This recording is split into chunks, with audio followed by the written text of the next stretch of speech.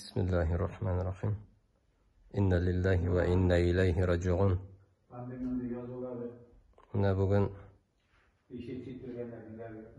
akşam namazında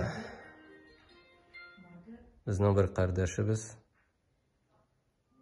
Refkat abi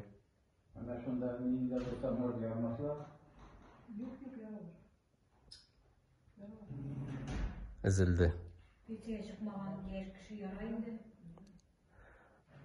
Aşık pışık namazga kelip namazga kirdi de yığıldı.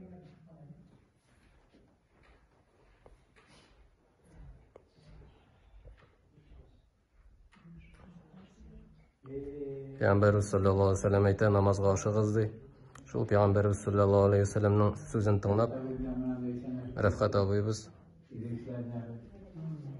Peygamberimiz sallallahu aleyhi ve sellem sözüne boysunup aşığıp namazga keldi.